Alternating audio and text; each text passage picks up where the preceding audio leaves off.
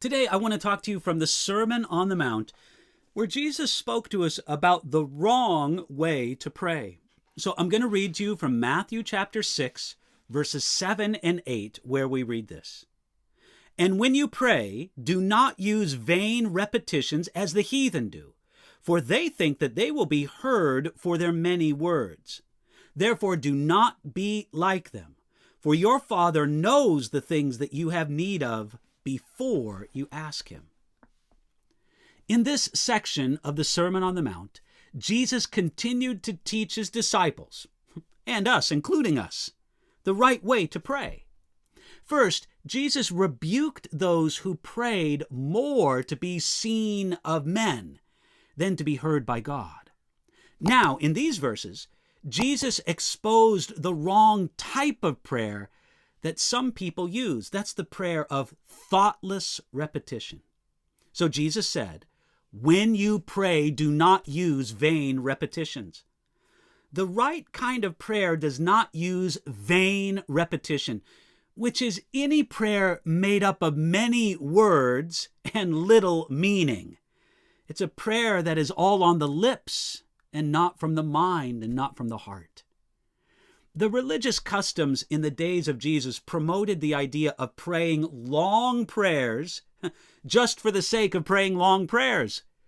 With this kind of religious environment, it doesn't surprise us that Jesus warned against prayers that were long just to be long.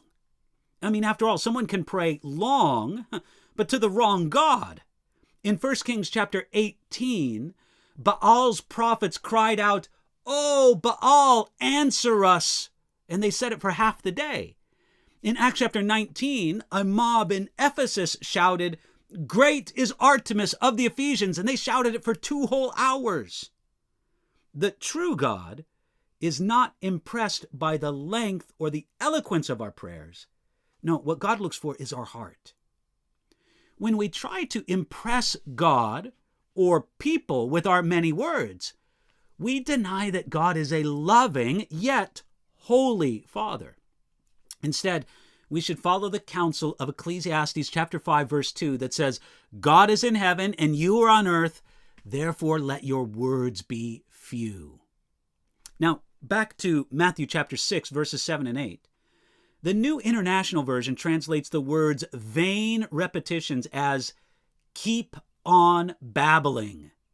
That may be an accurate sense of the ancient Greek word batalogeo, a word that sounds like babbling, and it has the sense of blah, blah, blah. That's just how some Christians pray, with a lot of blah, blah, blah to God.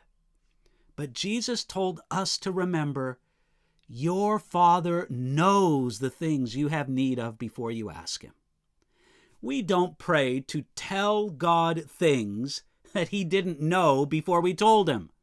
We pray to remind ourselves of our great need, to prompt and to express our faith, to raise our soul from earth to heaven, and we pray to commune with and to appeal to a loving God who wants us to bring every need and every worry before his throne.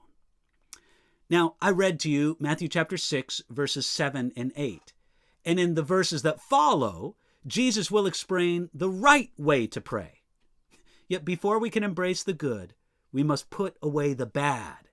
And when it comes to prayer, bad includes prayer that believes it can impress God merely with its length, and bad includes prayer that uses empty repetition. When we put those things aside, then we're ready to learn the right way to pray and to come to God with sincere, open hearts. We can do it today.